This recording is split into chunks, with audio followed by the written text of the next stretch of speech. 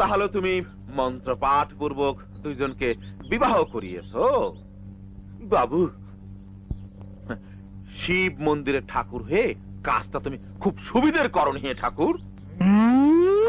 যা হবার হয়ে গিয়েছে।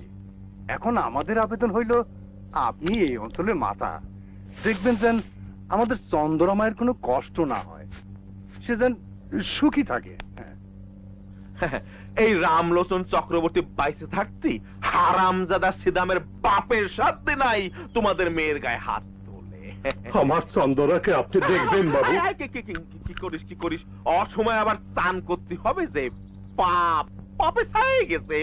রক্ষা করো মা, রক্ষা করো।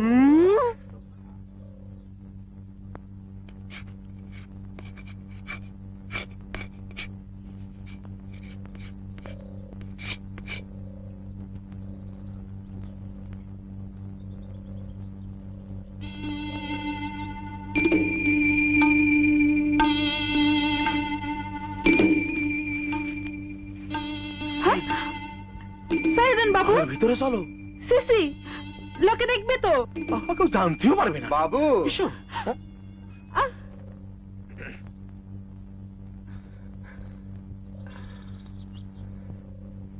একটু জল খাবো বাবু?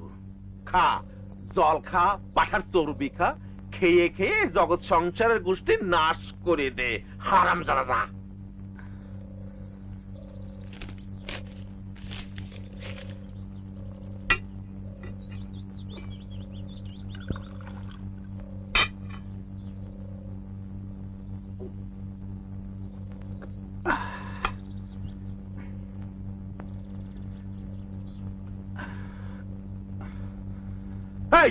বসলি নাকি?